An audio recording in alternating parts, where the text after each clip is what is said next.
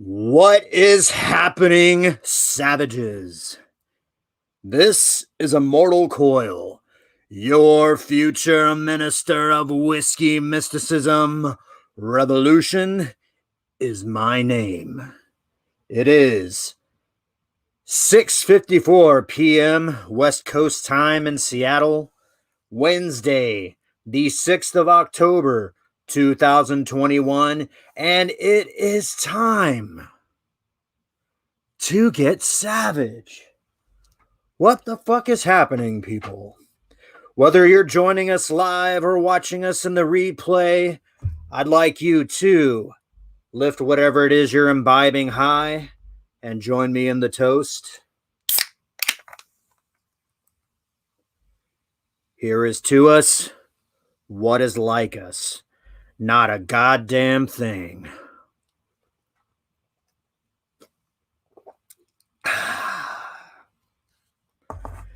Tastes like freedom. This is a good point to note that the Savage program is not for children. This channel may contain strong language, sensitive subject matter, images, and content intended for a mature audience, and that means over the age of 18. Viewer discretion is advised.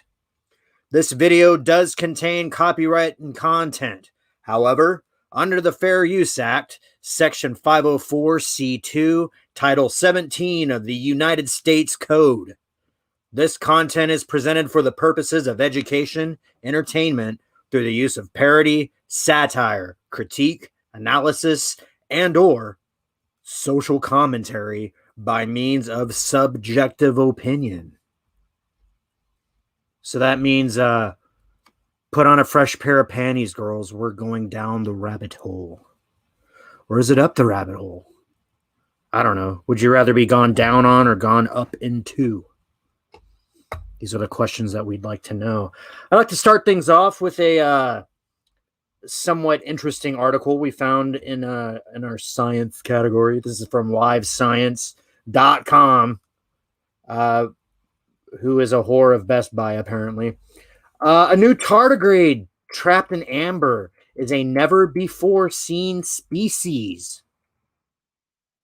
Scientists discovered a previously unknown tardigrade species trapped in amber. We have an image here of a prehistoric tree bleeding profusely all over tardigrades, also known as water bears. This image credit is from Harvard NGIT, illustration by Holly Sullivan. I actually rather enjoy this image. It's very accurate. It has a comic book-esque quality where they show a magnifying glass zooming in on the amber. I've known quite a few ambers. Has anybody known any ambers? I think everybody has an amber story. What's your amber story? Hit me up in the comments below. It's an article by Nicoletta Laness yesterday. Scientists discovered an incredibly rare fossil suspended in 16 million year old amber. A never before seen species of tardigrade. A pudgy. I want to read that word like a fat man. A pudgy aquatic critter that rarely crops up in the fossil record. Modern-day tardigrades, also known as water bears or moth piglets, can be found in just about any environment with liquid water. From the depths of the ocean to the thin water films that coat terrestrial mosses. The tiny creatures are famous for their survival skills. By expelling most water from their bodies and drastically slowing their metabolism, tardigrades enter a state akin to suspended animation, in which they can withstand extreme temperatures, pressure, and radiation. But although tardigrades are nearly impossible to destroy when they're alive, their small size and lack of hard tissue, which really bums out female tardigrades, mean that very few tardigrade fossils have ever been discovered. Only 3 to be exact. The species of 2 of these fossils, found in Canada and New Jersey, and I would add respectively, have been formally named. The other, found in West Siberia, remains unnamed. And if they're following the modern taxonomy rules, they're probably going to try to call it like Tardigrades siberius, because they like to name the region because we're such a tribal fucking monkey race, aren't we? Uh, Imaginary boundaries. Sometimes the line is a longitude or latitude, and sometimes the line is a natural barrier, like an ocean or a mountain range. But more often than not, it's some asshole cartographer. Thanks for fucking up our prehistoric taxonomy. Hard process to endure.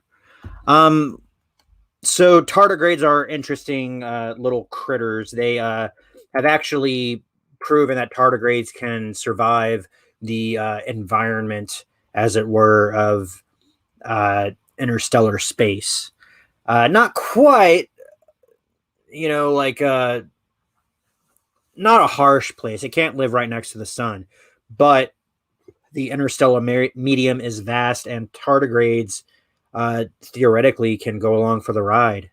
So panspermia can be a real thing, or these guys could just kind of like hang on to the side of a fucking spacecraft, and who knows, when we set up Mars, maybe these little guys will crawl out and start reproducing. Wild tardigrade water bear sex. So we introduced that so that we can remind you of Mr. Anas Abdeen. This is from Bounding into Comics. This is actually their Anas Abdeen morgue. His every article that they have put out regarding Anas Abdeen is categorized and cataloged here for your clicking amusement. If you don't know, Anas Abdeen was a computer programmer. I think he still is, although his spirit has most likely been dampened. Anas Abdeen came up with a video game called Tardigrades.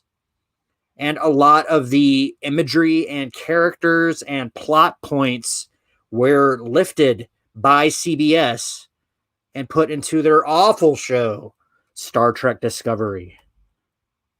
Let's see his update. I am going to find one of these things because these guys basically can call it better than I can. This one.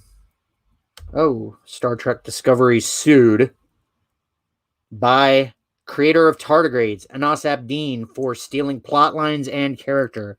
This is by Jorge Arenas, March 9th, 2019, a little over a year ago. And nobody's fucking talking about this until taxonomy is on the line. Anas Abdeen announced he was suing CBS for stealing plot lines and characters from his game Tardigrades and putting them in Star Trek Discovery. Abdeen announced his lawsuit in August of last year, which would be August 2018, on Twitter. I tried to prevent this as much as possible, but CBS treated me in disrespect. I am officially going to court against CBS Star Trek Discovery, and there is a link. In the linked blog post, he would further elaborate why he was suing CBS. The last 10 months were so hard on me and the development of the project. I tried every possible way to have a respectful and reasonable discussion with CBS, but they treated me in disrespect and just dangled me around with postponing meetings due to their vacations and being busy. The first conversation turned into the last one. I gave them a lot of time to make things right. Unfortunately, I found myself at a dead end with them, so I had to enforce my rights by filing a lawsuit to treat me seriously. And these guys should go into politics. They sound like the fucking president. The announcement of the lawsuit followed a post from October 2017 where Abdeen detailed the similarities between his Tardigrades game and Star Trek Discovery. Abdeen specifically points to his idea about how the alien tardigrade can be used for interstellar travel. He also points to the relationship of Hugh Culber and Paul Stamets in Star Trek Discovery to his characters Aziz and Masaic. I hope I'm saying that correctly. Abdeen announced Tardigrades production on May 8th, 2014. Star Trek Discovery was announced in 2015. and released its first episode in the fall of 2017 on the now defunct CBS All Access, which has morphed, transmogrified into Paramount Plus. And this shit is still up there on Paramount Plus. I don't know why you would want to watch it. Abdeen recently provided an update in the lawsuit on Twitter.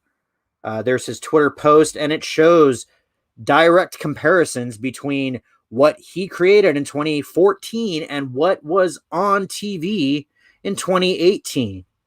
I am not the only Fandom Menace channel to be dying on this hill. Lord Doomcock, fucking Gary Nerdrotics has talked about this. It's been discussed and pointed at and underscored, and nothing has been done. A matter of fact, I think CBS ended up suing him for some sort of bizarre lawyer fucking fish tank shark with a hard-on fucking a vulture law practice. And this fucking humble programmer doing shit in his spare time because he loves it and he wanted to get his foot in the door comes up with a original story, and it is fucking raped from him, and then he has to apologize to them for wasting their time. That's fucked. That is fucked. And then it gives us a clue into the quote unquote creative processes of Star Trek under Alex Kurtzman and Bad Reboot, and tacitly under J.J. Abrams. I don't know how much Abrams has to do with it other than getting financially recompensed. But these other monkeys are allowed to run wild and fling poo at a storyboard and script and call it Star Trek with impunity. Impunity, yes. And then crap like this gets shoved down our face. Here is autistic bullshit Spock, played by this asshole, shaved now, but he basically sucked at being a Vulcan, and his half sister, POC Michael Burnham, Mikey Spock as we call him in the Menace, had to teach him how to be Mr. Spock, which is such an affront to the memory of Leonard Nimoy. It is abhorrent.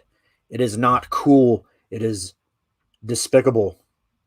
It is not something to be proudly declared.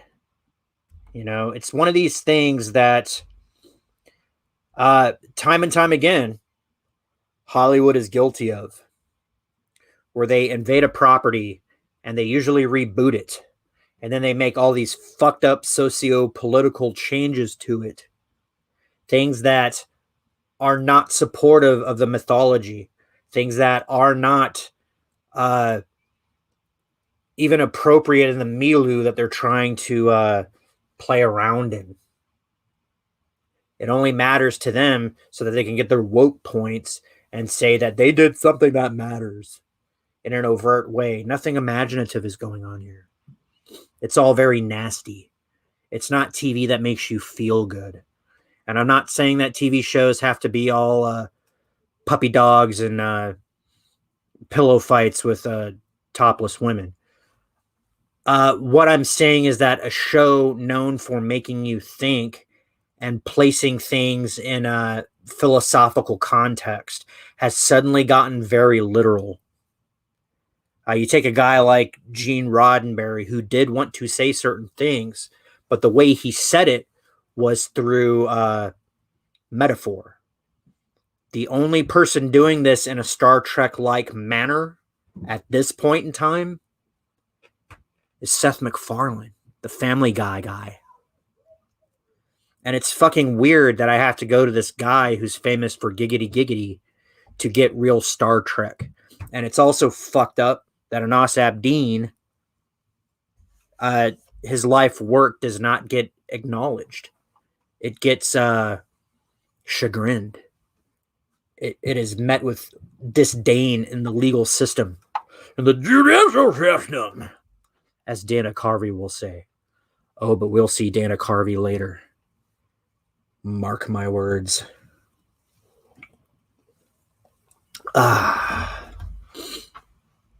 It has been a terrible week to be a social media giant. Facebook, Instagram, and what was the other one? I'm sure it's going to be in this next article. Why don't we just read the next article? This is from Variety, a place where angels fear to tread. And this is not the right article. Shows you how prepared I am. Let's do this. Facebook down.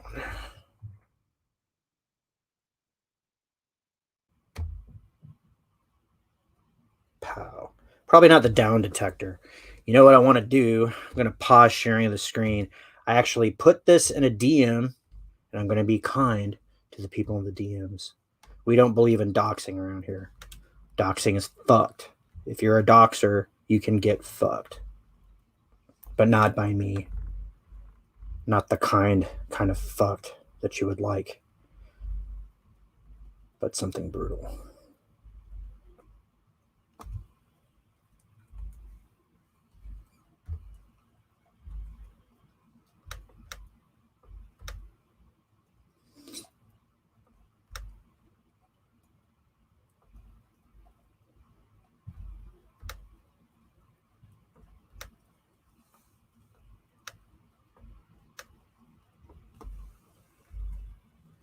Oh, we love it when we can't find it. Ah, fuck it. Okay, I can't find the sterile news type, announcement that Facebook PR, because I'm sure they fucking had one. So I'm just gonna go to this. This is gonna be actual journalism from OaklandNewsNow.com.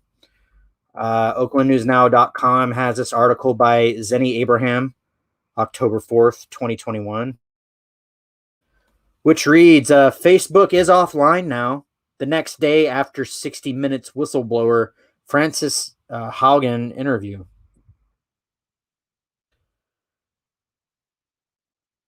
Facebook is offline now. This is very editorialized. Just tried to open Facebook and it was not coming up. I checked on social media and reports were that it may have been hacked. I don't believe that. What better way to send off a message of Facebook's impact than to just take it down for a while? What better way to change the Facebook story than to take it offline? For Mark Zuckerberg's sake, let's hope Facebook was not hacked. Whatever it is going on, it is whatever is going on, it and Instagram are down. Stay tuned. A bunch of bullshit. Okay. Now, who is Francis Haugen? I'd like to know because I can't pronounce her name properly. She was a whistleblower. And I can't play this whole video for you, but the link is in this article on OaklandNewsNow.com. She more or less went on 60 Minutes and talked about shady business practices. There she is right there. Not a very happy face. She went on there and basically spilled the beans about Facebook. And not only that, she did it when a Facebook exec was set to testify before the Congress about all the fucked up shit that Facebook does. So the tinfoil hat theory, the ones that people are kind of kicking around, is that Facebook was scrubbing records. Whatever the fuck it is that Congress is upset about, Facebook wanted to not have it bear the light of scrutiny. But honestly, the kind of shit that Congress is about, I find plastic. You want some savage perspective? Here we go. Congress is notorious for its I'll scratch your back if you fund my bullshit relationships. My theory is that Mark Zuckerberg was fucking placed where he was, and in exchange for uh, fast tracking information about the public to interested branches of the government, they were able to play ball and become what the fuck they are. And something crawled up Mark Zuckerberg's ass, and he didn't want to play ball. He pissed off the wrong people, and they're like, "All right, we're gonna fucking staple your balls to the wall. What you gonna do there, computer boy?" And so he's like, "Fine, I'm just gonna turn it all off." And everyone's like, "No, I don't give a fuck about Facebook." You know, the only thing I used Facebook before was basically, you know, fuck, looking at profiles of people I lost track with. But I don't post. I don't sit there and like thumb all through it. I do use Instagram sometimes, not as much. Actually, Twitter's my main fucking hog right now. But a lot of people were upset by this shit. And the fact that this female had the balls to get up there and actually say something about it speaks volumes. And it had them chittering like a scared little fucking altar boy before the preacher man. And they fucking shut the whole thing down. I imagine a big power switch, that has a red handle like the old mad scientist, and it goes from the on to off position. They turn it off, they go and they fucking erase the shit that don't make sense, and then they turn it back on. Like, yeah, see, it's Facebook. That's what it is. That's what it does. Personally, too, I think Facebook draws too much energy from people's days. So many people, they get up and they're like, yeah, I'm gonna make a list of shit I gotta do. I gotta do A, B, and C, and I'll just check my fucking shit real fast before I head out the door. And they're on that thing for like 2 hours doing nothing. They're reading stupid things, or they're watching tits or ass or something. I don't think people look at schlong. Do they watch people wiggling their schlongs? Is that something on Facebook? Driving me to drink. But what went wrong? Where was the collapse there? What wasn't Facebook doing that the government liked? What was it really not doing? The government's going to go and say what the fuck it says. But what fucking backhanded thing, which finger was not involved in the reach around? Those are the questions we like to know. I can only pretend to care about Facebook for so long. It's not high on my priority list. And honestly, most of the people that I'm involved with online, they don't really care about that shit either. Most of the people that I took the pulse from this week found it more ironic than anything else. They found it ironic and moronic. And I can't blame them. Like I said, this is my main thing. I'm on Twitter. You can follow me at Immortal Coil. The I and the L's are the number 1, and there's a underscore separating. If you type in my name, you'll just find my avatar, the Mitchell Hedges Crystal Skull. And then you'll find a real life version of my little online signature, as it were.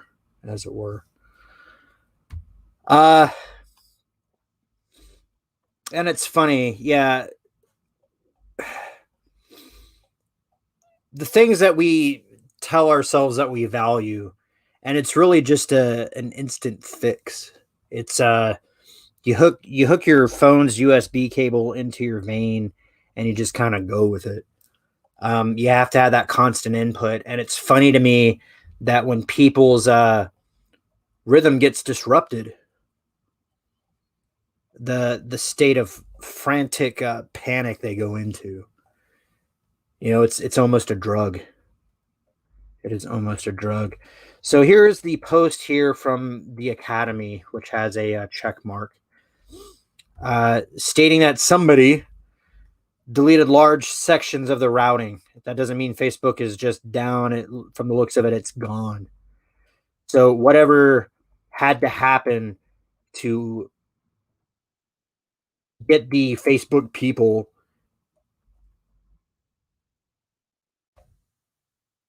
to fucking maintain their site or whatever that is they are claiming that they did. Uh, they actually had to completely remove it from the internet. You know, I think that's weird. I think that's really weird. I think that's really weird.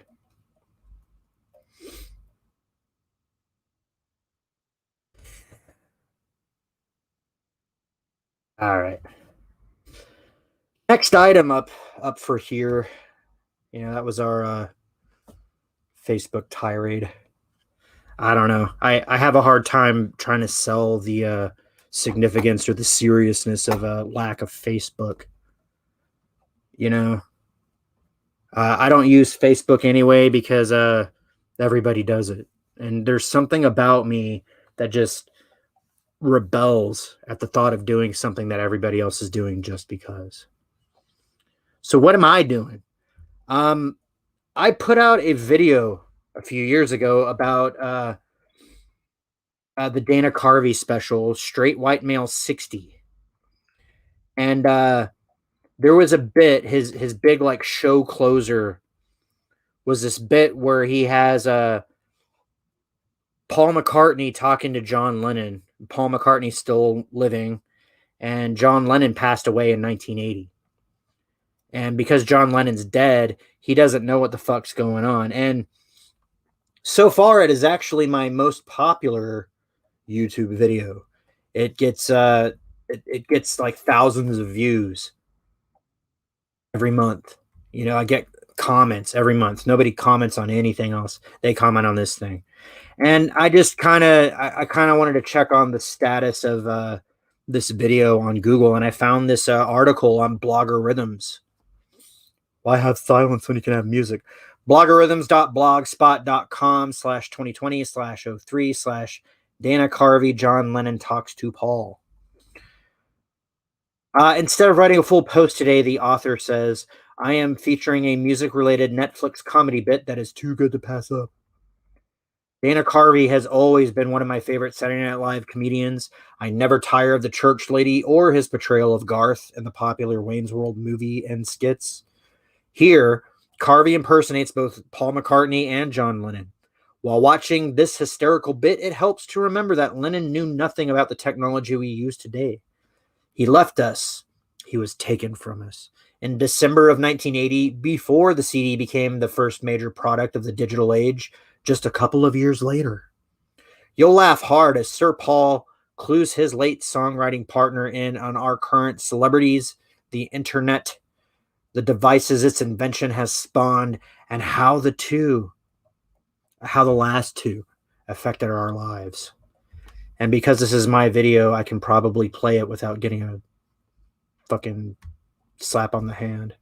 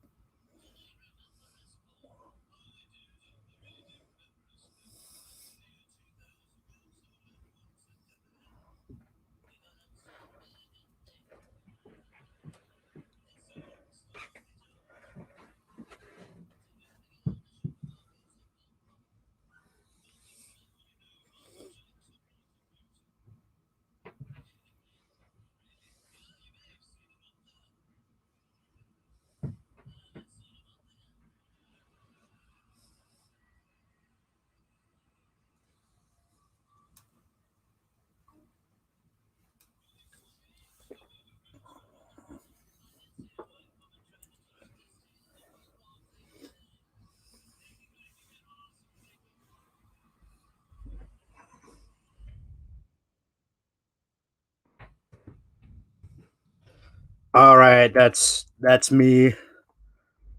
Um, I was kind of wondering why this blogger did not say who I was, but I am pretty good about. I'm pretty good at branding and brand recognition. So I figure my name, my logo was all over that thing enough. Uh, but yeah, that's the press that I got. It is my personal mission to someday have Dana Carvey actually watch that and react to it, or drop a comment on it and be like, "Yeah, this kid, he fucking he made the little dolls talk." But no, Dana Carvey, you made the little dolls talk. Something else that I did, I started doing these YouTube shorts, the beta things, and this is what YouTube is doing to sort of compete with Twitter or Twitch. No, TikTok. God damn it. I'm showing my age. These shorts are amusing little things. I made this one today. Why don't you take a look?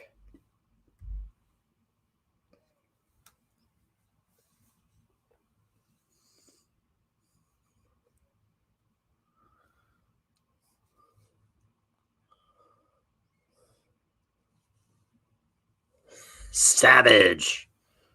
Ooh, is this another one of mine? It is.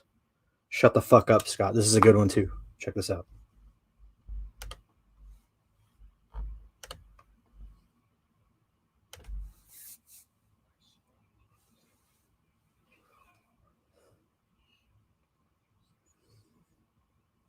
Yes. It's the best like in character Wolverine thing I have ever seen on the animated show. Good stuff. Good stuff. All right, it is time for the big ticket item, the thing that the thumbnail, of course, was based upon. I do want to refreshen my drink, as it were, as you might want to take a moment to do so yourself. We got Snoke back in the news. Supreme Leader Snoke from the awful, terrible Disney prequel trilogy, Disney Star Wars, which is horse shit. Andy Serkis is joining the masses of people in his derision of Star Wars: The Last Jedi, which doesn't surprise me. He's joining the likes of Mark Hamill has publicly decried it. George Lucas, of course, has publicly decried it. We've had statements from Finn. What's that guy's name? John Boyega.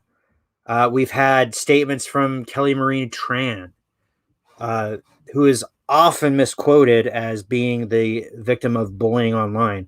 A matter of fact, that was at the hands of her Hollywood handlers and people she trusted to take care of her career. Well, now Andy Serkis is joining that. Andy Serkis, of course, is a Supreme Leader Snoke. He has a talent for portraying CG characters. They capture his mannerisms. He looks very evil.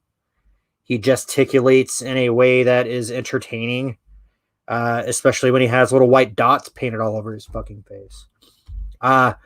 This was published about a week ago, and I have not seen any other Fandom Menace or adjacent type streams or videos talking about this, but I'm sure this will come out in the next couple days, of course. Star Wars. Andy Serkis was devastated by Snoke's Last Jedi fate. Andy Serkis admits he was shocked to learn the fate of his character, Supreme Leader Snoke, in the script for 2017's Star Wars: The Last Jedi by Keegan Prosser. That sounds like a German name. Published 7 days ago. There's Supreme Leader Snoke, of course, white as fuck with the blue eyes, looking very decayed and Aryan. A stated goal of the hyperbolic Star Wars creative group. Andy Serkis recently admitted that he was devastated to learn that his character, Supreme Leader Snoke would be killed off when he read the script for 2017's Star Wars The Last Jedi. I was devastated when I read that script because it was going so well, Circus told Gizmodo. I was like, man, this is a boss character. I'm going to love playing. What? You're kidding me? What? Andy Serkis, you were not alone in that reaction, sir. The actor added, while he was shocked, he ultimately came to the conclusion that it made perfect sense. Here we go at the spin. It made perfect sense for the character to meet his end in the film. I was slightly mortified, pardon the pun. Serkis noted that the death of his character was necessary in order for the plot. Excuse me. Plot. Involving Kylo Ben and Mary Sue to progress. It was all on the right, I think. I loved playing that character, and I loved the face-off scene between Kylo Ren and Rey, and so it was great. During the same conversation, Serkis also revealed how he found that Snoke was actually a Palpatine clone during the course of filming. Explaining the journey towards discovering that he was a Palpatine clone was something that happened during the process because everything was so secret since The Force Awakens. Oh God, we're going to tear into this once I get through it. While The Last Jedi was released back in 2017, the film started trending online once again in early August this year, thanks to a Twitter thread regarding the sacred Jedi texts that were being burned by Yoda in the film. The thread was started by Twitter user at Pegobri, who wrote, apropos of nothing. I'm reminded how in The Last Jedi, the Jedi sacred texts are held to be worth burning because they're, quote, a bunch of old books that are, quote, not page turners. Fuck, that's a different headline. CBR is trash because they do not segue well into further articles. So let's break this down, because what this stinks to me is of an actor in a Disney contract who has a clause where he cannot publicly deride the company or his performance or his product. However, he has signed his likeness to Disney for perpetuity until the cows come home, or until Filoni and Favreau smarten up and kindly relegate these things to a alternate bullshit universe that does not exist. Because fuck that movie. So here we have sort of a repetition, a rhythm, if you will, a rhyme with how Mark Hamill initially came out in public, except Mark Hamill has bigger balls in the Star Wars universe and they need him. You know, and Mark Hamill, despite whatever he fucking does in the voting booth, is a Star Wars fan, and he is about the Star Wars fans. He loves us. You know, he occasionally fills our streams with our news feeds with opinionated bullshit, but you know,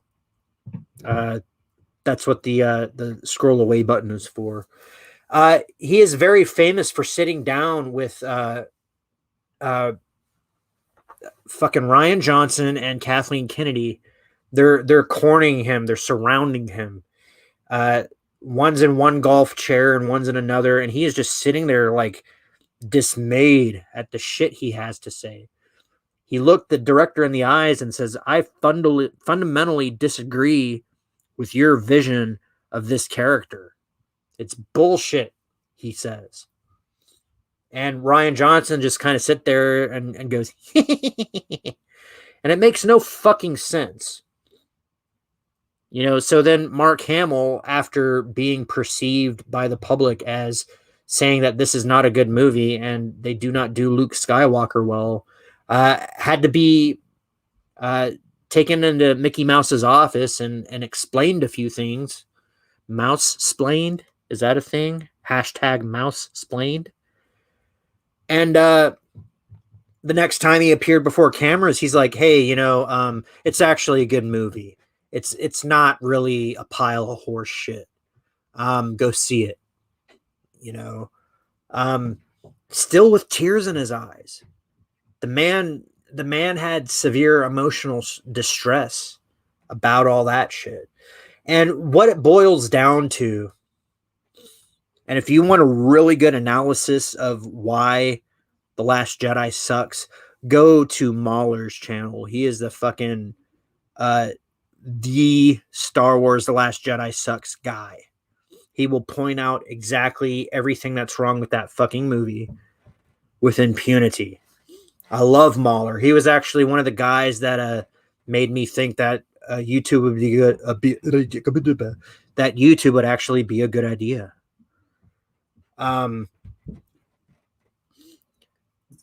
So if we look at Snoke's arc as its own, like aside from real world events, okay, if you just look at the story, Snoke's presence doesn't make any sense in the movies.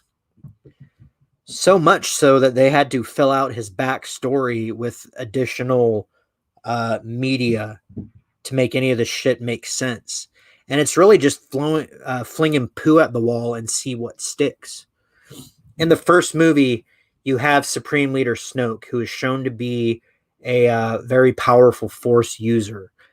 And the power vacuum left by the demise of Darth Sidious and the destruction of the Sith, this dark side user emerges and takes control of a remnant of the Empire's military force, and he calls it the First Order. And Kylo Ren, he convinced to stop being a Jedi after he had a bad dream, burn Luke's temple, and kill his students, except for the Knights of Ren, who he still never really got a good explanation about, if we're just talking about the movies. When the map to Luke Skywalker is discovered, Kylo Ren first tortures and interrogates Poe Dameron, who is actually one of the better characters in that movie. Kylo Ren ended up being an interesting guy, the most interesting guy, and I'm saying that with like utter disdain. That whole movie is a pile of shit, but like he's the one character that actually, the actor Adam Driver put everything he could into this terrible thing he was given to read and perform. And it is what it is. But he discovers Rey, and she has some like latent Jedi talent that we did not understand in the first movie. And Kylo Ren says if she's strong in the Force, she's not trained, but she's strong. And Snoke says, if what you say is true, bring her to me. So he is interested in her and her Force potential, and possibly corrupting her, possibly trying to replace Kylo Ren. These guys aren't exactly the Sith, but they act in a very Sith-like manner. And if you look at the events of the first film, unconnected or unexplained by anything else, that's all you have to go on. Rey kicks Kylo Ren's ass somehow, this guy who is raised and trained since practically birth by Luke Skywalker. And I guess retroactively we could say maybe Leia a little bit. But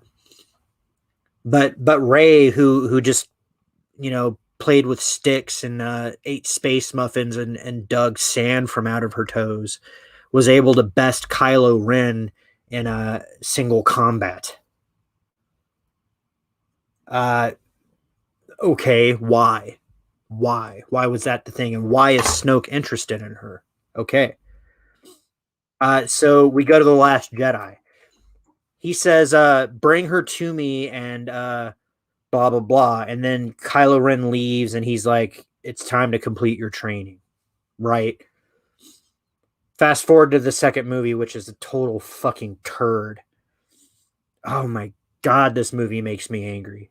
It made millions of people angry, and this thing that's the Fandom Menace and all of the adjacent channels, the people who are this movie crystallized the whole platform. Okay, because it's not just that we got a bad movie. We've gotten bad movies before, but when we said we don't like this movie, it's bad, they were like, no, the movie's not bad, you're bad. The movie's not dumb, you're dumb. You're a racist, dumb dummy who can't appreciate art, and fuck off and don't watch us. Don't spend money on us. And then when their next movie failed, they were like, well, it's just the bigots again. And then they just couldn't make any money. Well, you told us not to fucking spend our money on your shit. So we're not going to. And this is why. Snoke says, bring her to me. I'll complete your training.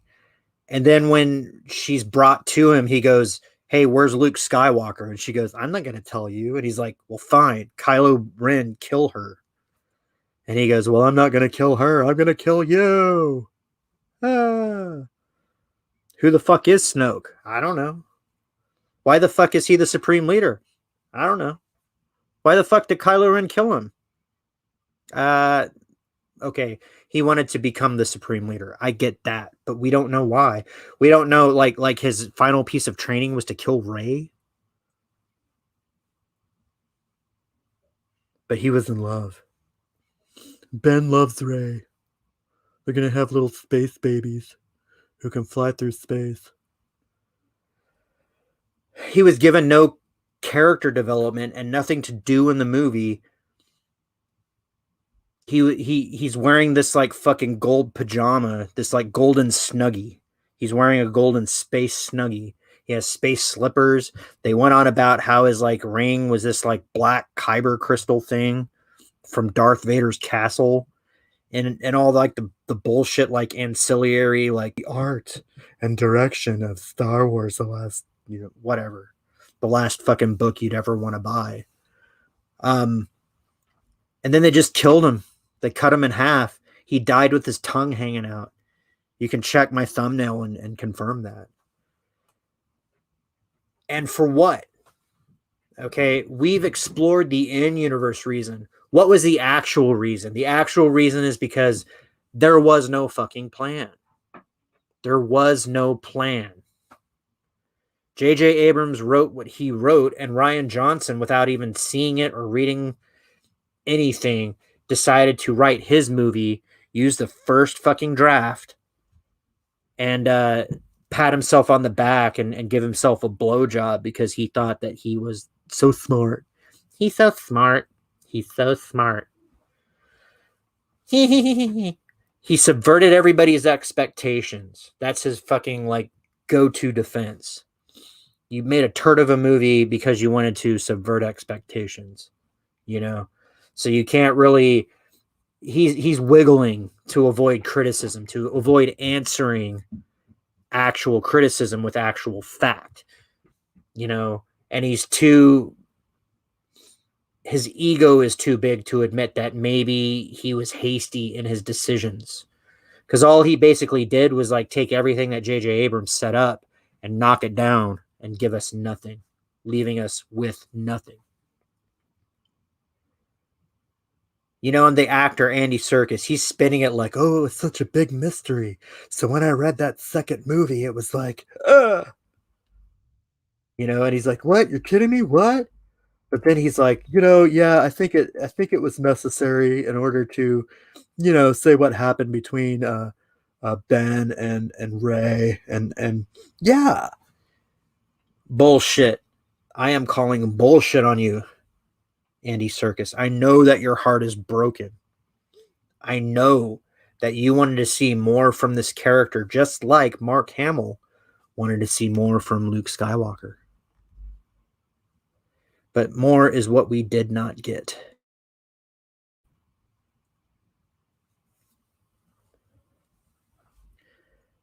He said he was slightly mortified. I can dig that. He was like, man, this is a boss character. I'm going to love playing. What? Yeah. Okay. Snoke made so much sense that they had to fill out his backstory in like comic books and like fucking pulp books that nobody read. And the only reason that you would know this shit is if you had to study this motherfucker so you can go and yell about him on YouTube. Okay. We saw in Darth Vader, Star Wars Darth Vader, the 2020 comic book, which is still running now. Darth Vader visits Exegol and he passes by a jar that had like a million Snokes in it, right? We saw that on Exegol in the next movie, Rise of Skywalker, that there were jars and jars full of Snokes. That Snoke was a test tube baby, that he was made from some part of like Palpatine's foreskin, you know, and there was such a lack of vision in that sequel trilogy and a lack of communication that everything just shit on itself. It's like the black hole that sucks itself in and like disappears because there's no content. There's nothing there for us to latch on to. Okay.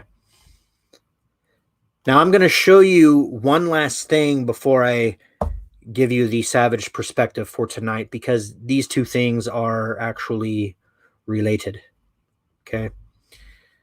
This is a website I'm going to share with you for a company called Nudicles. Nudicles. You might have heard of them.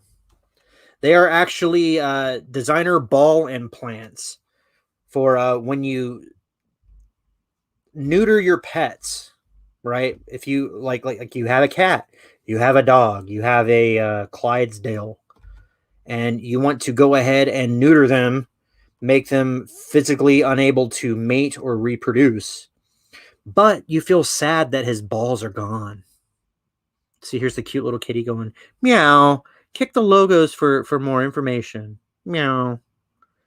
You know, you got this these forlorn looking animals like pleading at you with their eyes. They're using their sad eyes to plead you to please get them nudicles, please. It's funny because I don't see any pictures of like a scrote in this web page. And it's one of those deals where the things you do for research. Crafted with integrity, a history of trust. Here's Humphrey, the Nudicles speaking, the Nudicle spokes dog. There's Jake Gyllenhaal. I don't think he has nudicles. I don't know. There's Kim Kardashian and her fucking boxer. There's a commercial. You guys can watch it. But here is a picture of what they actually are. Nudicles Ultra Plus with scar retard. That's what it says. Nudicles Original, Nudicles Natural, and Nudicles Ultra Plus with epididymis. Epididymis. Yes, that's the bottom of the vas deferens. For the extra stringy feeling for when you're palpating your dog's nuts after implantation. These are artificial nuts. Okay, now what does this have to do with Star Wars? I'll tell you what. And this is the savage perspective. Entertainment companies, and I'm saying that in hyperbolic language with air quotes and all that shit. Entertainment companies are not prioritizing actual storytelling in their product. No T, that ends with a K, product. Okay. Media, all media that you consume, even the parts of it that have truth. You know, I'm talking about the savage perspective, but I can't get through one of these damn articles that I'm reading to you without like fucking ads popping up. Ads for bullshit. You know, I was just like two fucking segments ago, I couldn't read the article because of this like fucking Eternals commercial that would not leave me alone or leave you alone. You know, if you're going to listen to this on replay, You can just turn off the video element, listen to it like it's a radio show. I'd kind of rather it be a radio show anyway, but the actual visual medium helps me to underscore. Okay. Media companies are an extension of the machine. What is the machine? It's the thing that is trying to control your perspective. It's trying to get you to agree with and arrive passively to the same conclusions that they want you to arrive at and agree with. And just to make things silly, they're also doing this with an opposition. They're setting up a duality, so that you have a this, you have a that, you have a them, you have a they, you have an us, you have a we, and it's stimulating a very primitive part of your brain where identity and religion and survival are all mixed up.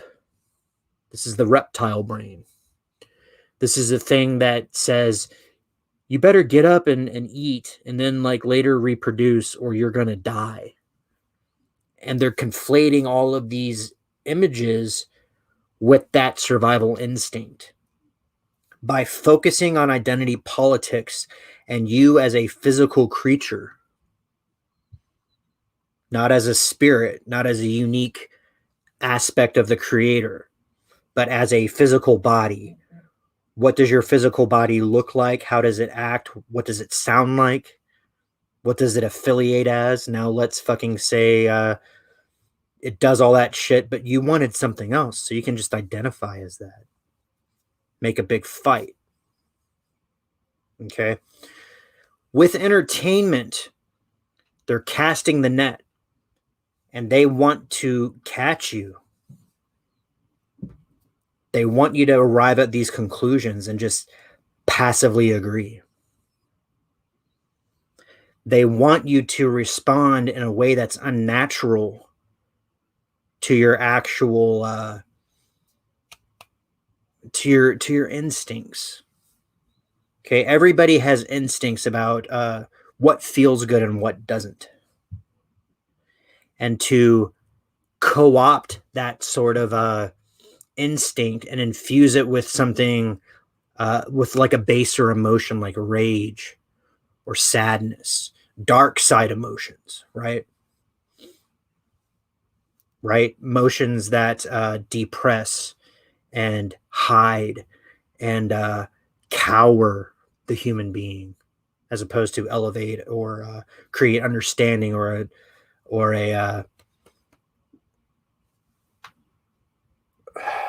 a transitory, a transformative, instead of like evolved thoughts.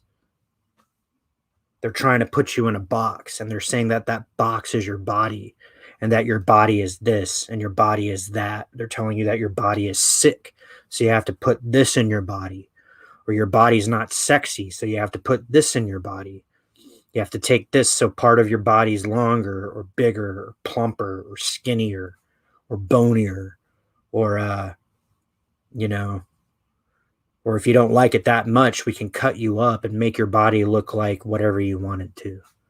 And then you can put a sticker on your ass and call yourself whatever the fuck you want it to be. Okay. Now, that's not the Nudicles analogy. The Nudicles analogy goes more like this. Every prison needs a gatekeeper.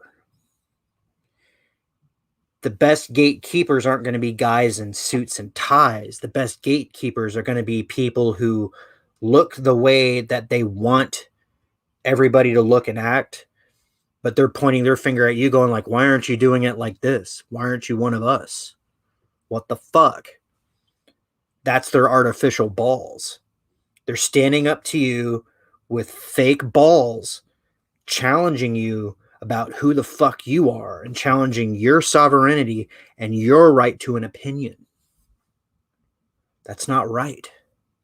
They do have a right to express their opinion. Fine. They do not have a right to demand that you give up your authenticity. If you do that, kiss yourself goodbye. Your authority is all you have. At the end of the day, you have to go home and sit on your bed and look in your mirror and ask yourself, did I do good today? Did I stand up for what I believe in? Would I make my parents, my people proud? Can I look my kid in the eye? Can they be proud of me? Or was I cowed by some plastic ass fake nut motherfucker? More people than you realize will say yes to that. But I know you're not going to do that because you're savage. You're a savage just like me. And that's a funny thing, and that means a funny thing to a lot of people. But around here, we say when the spin is real, the truth is savage.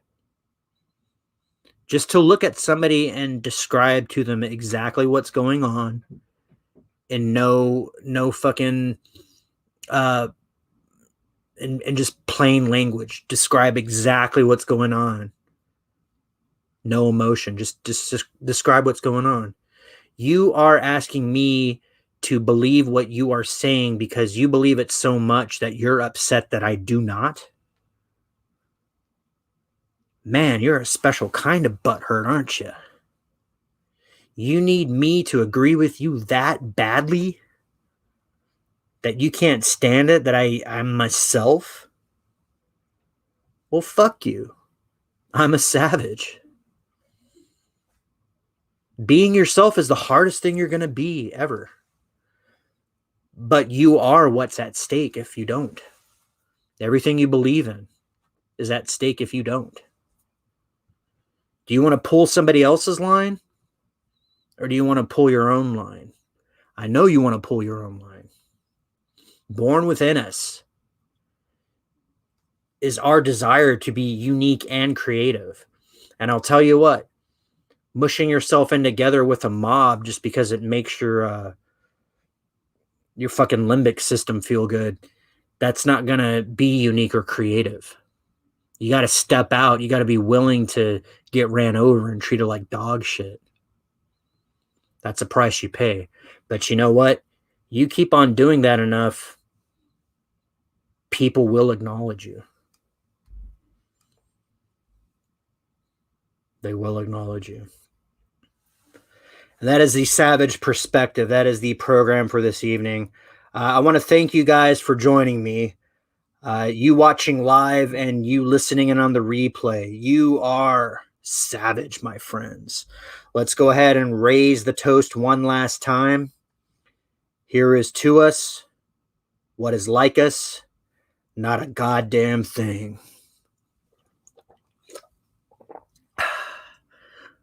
This has been Immortal Coil. Stay savage, you guys.